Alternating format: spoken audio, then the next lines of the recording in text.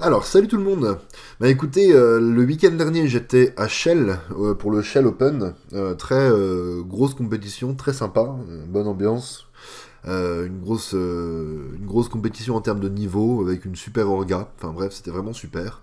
Donc, ce que je vais faire dans cette vidéo, c'est déjà revenir un petit peu sur cette compétition, vous présenter un petit peu ce qui a pu se passer, et ensuite vous parler de la compétition qui commence demain, le Bretzel Open 2023 à Strasbourg, organisé notamment par Valentin Hoffmann, que vous devez connaître si vous faites des compétitions en France.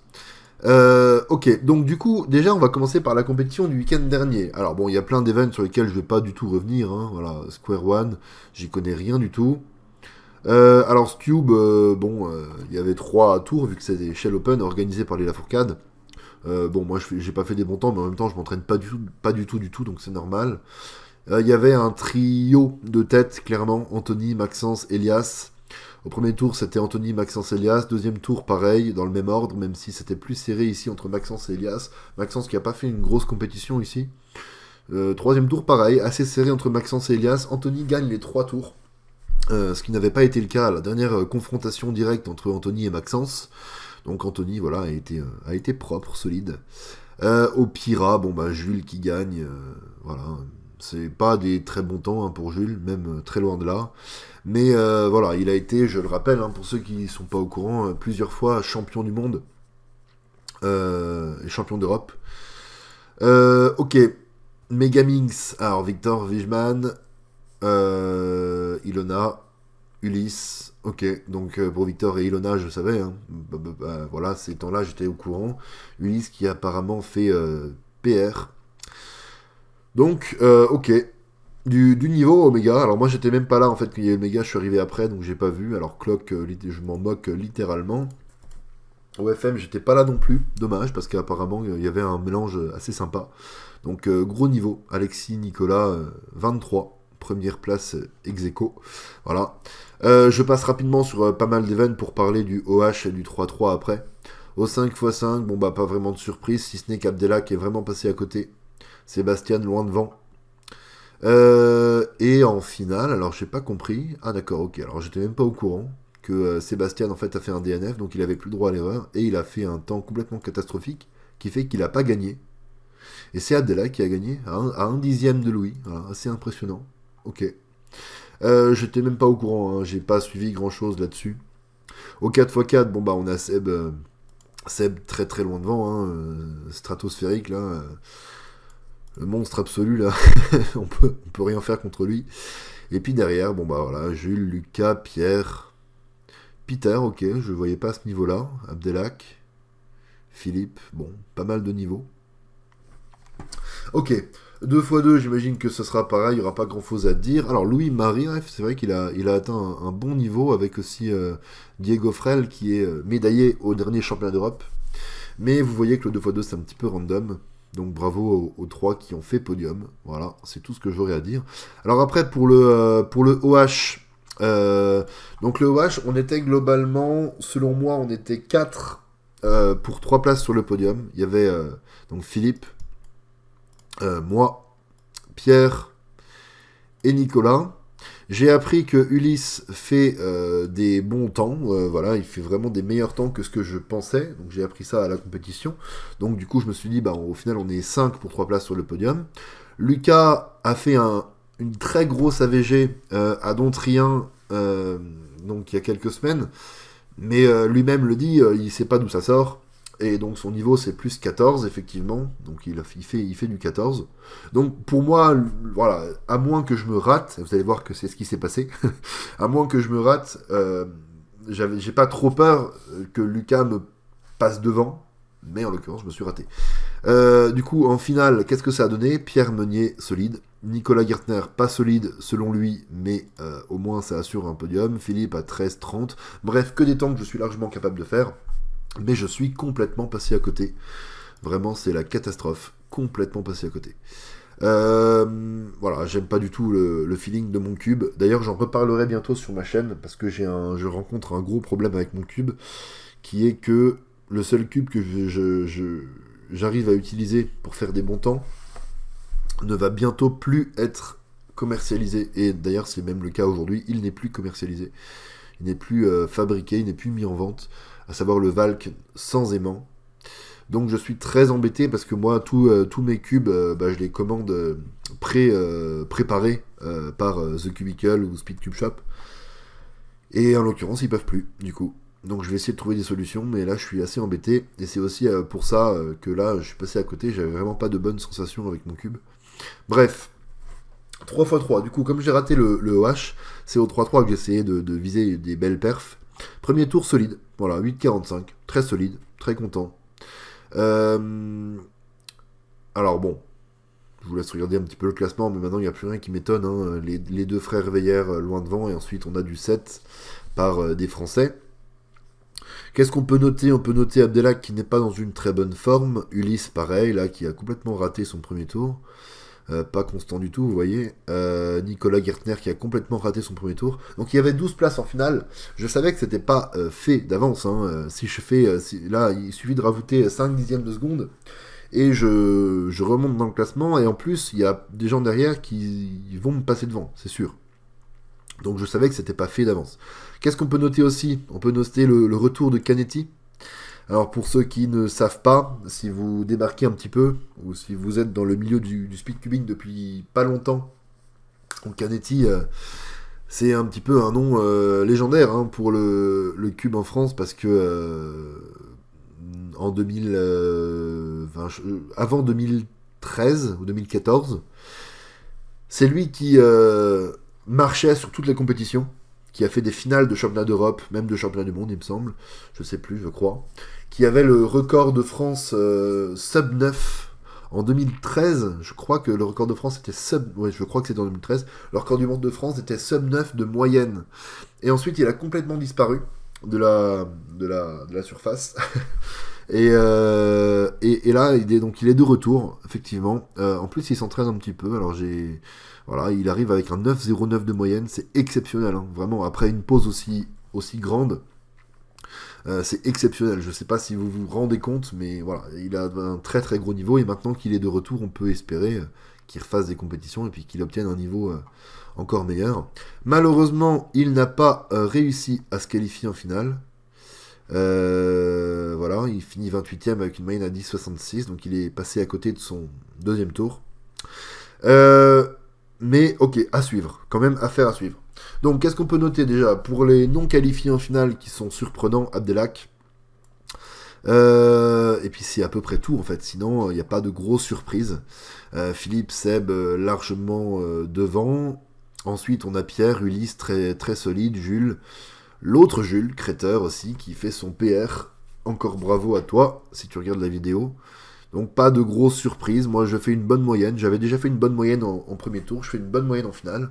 Je passe donc, comme on passe 2 par 2 en fonction du classement, Maxence, Antoine passent ensemble. Je passe avec Ilona en finale. Et en finale, alors déjà Ilona malheureusement est vraiment passée à côté de sa finale. Alors elle m'avait prévenu, elle m'a dit que c'était pas son truc les finales 2 par 2. Mais moi je fais encore une fois une bonne finale. Le premier temps c'est OLL point plus PLLG, mais la pire des G est celle qui commence par R2 F2. Donc vraiment horrible. Et donc je fais 9,40, mais bon, malheureusement j'y peux rien. Enfin, on pourra toujours dire que j'aurais pu éviter le OLL point, mais en l'occurrence je sais plus exactement comment. Bref, voilà. En tout cas je fais une bonne finale. 8-4, 8-6, 7-2, 7-8. Donc du coup, si on regarde un petit peu mes 3 moyennes, 8,45, 8,69, 8,30, voilà, ça annonce quand même du solide. Ça prouve que je suis en forme. Et j'espère réussir enfin à aller chercher mon AVG en dessous de 8. Ça serait quand même bien, on va pas se mentir. Étant donné que c'était mon objectif pendant toute l'année 2022. Donc ce que je vais aussi retenir de cette compétition, c'est que j'ai battu mon PB single, 6,28. J'ai fait la reconstruction sur ma chaîne YouTube, donc vous pourrez retrouver la vidéo. Voilà. Donc en finale, bon bah voilà, bravo à Pierre qui accroche la 3e place, c'était très serré. Ok, bon. Alors maintenant ce qu'on va faire, c'est qu'on va regarder un petit peu la compétition de ce week-end. Donc, gros niveau, alors, en Cube, pas un très très gros niveau. Kevin devrait gagner. Au Pyraminx, bon, j'y connais rien du tout. Donc honnêtement, on va pas passer trop de temps là-dessus. En OH, par contre, là, c'est assez exceptionnel, parce qu'on est 6 pour 3 places. Sébastien est à 13,03, donc on voit une certaine marge, mais Sébastien, si on regarde un petit peu ses temps en OH, il en fait pas du tout. Pas du tout, du tout, en fait. Hein. Des DNF 15, 16, 14, il a même pas fait le OH à la dernière compétition, donc ça se trouve il va juste pas vouloir le faire et puis rage quitte. Enfin, voilà, et 19, en fait il s'en fout complètement, il y va vraiment, là il a fait 2 temps et il a rage quitte.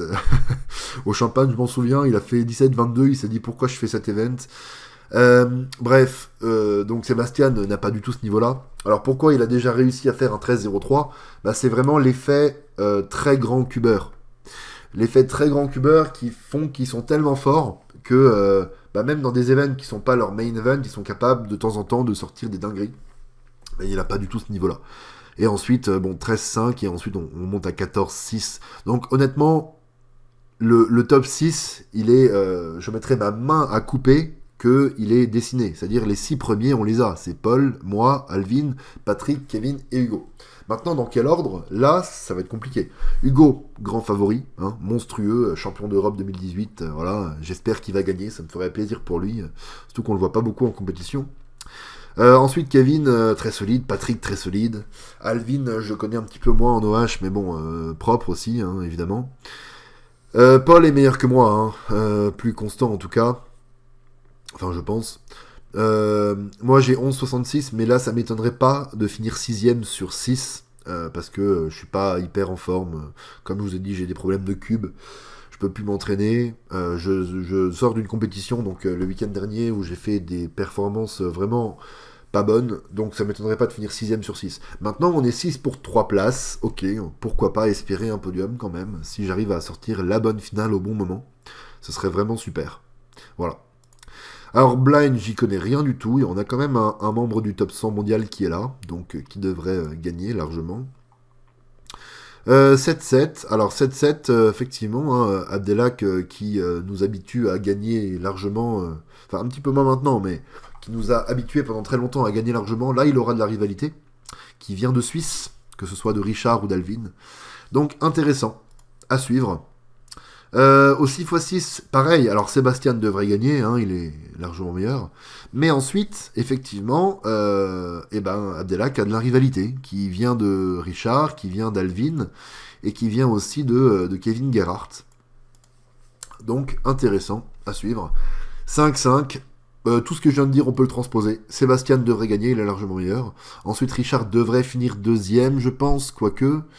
Ça va être chaud, hein, entre Abdelak, Kevin et Richard. Voilà. Bon, Abdelak n'est vraiment pas constant, il n'est pas dans une super bonne forme. Il a lâché un très très très gros single à Dontrien, mais il n'est pas hyper en forme. Donc voilà. Est-ce que ça suffira pour aller chercher un podium ? On verra. 4x4. Alors bon, je découvre un petit peu le classement en même temps. Donc Sébastien, numéro 2 mondial, hein, évidemment. Imprenable. C'est absolument impossible qu'il ne gagne pas la compétition. Alors que on a le numéro 15 mondial, mais vous voyez l'écart qu'il y a entre les deux, enfin ça n'a aucun sens. Donc Sébastien, voilà, monstre absolu du 4x4. Et ensuite, ça va être chaud, hein. Richard, Kevin, Abdelak, et ensuite, derrière c'est un petit peu moins solide, mais quand même, Abdelak n'est pas constant au 4x4, d'ailleurs personne n'est constant au 4x4 avec ces histoires de parité. Donc on verra, mais que ce soit au 4, 5, 6, 7, on va évidemment suivre Abdelak, enfin moi en tout cas principalement, parce que je le connais très bien. Mais j'aimerais bien qu'il réussisse à aller chercher un podium dans chacun de ces events, voire même une première place au 7x7, parce que je pense que c'est le seul event où il pourrait. Oui, je pense. Donc après, 2x2, j'y connais strictement rien. On a quand même... Ah oui, évidemment, oui. J'y connais rien, mais il y a quand même Kevin Gerhardt qui est très, très, très, très fort. Et ok, 3x3. Donc mon objectif principal, faire des bons temps. Faire des temps aux alentours de 8. Voilà, essayer d'aller chercher une moyenne en dessous de 8. Enfin, ce serait vraiment mon objectif.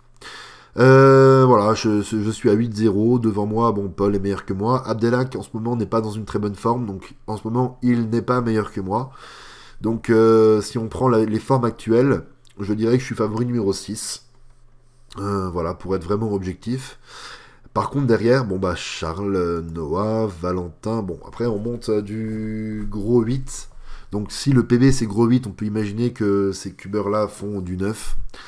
Et 9, bon, ça me fait quand même pas trop peur. J'ai fait une compétition assez solide le week-end dernier, hein, avec 3 AVG à middle 8. Donc j'espère que ça va continuer. Alors il y a 12 places en finale. Autant à Shell, je savais qu'il fallait pas se rater. Autant là, même si je me rate un petit peu, je serai en finale. Donc je pense que ça va me retirer une espèce de pression de la qualification finale.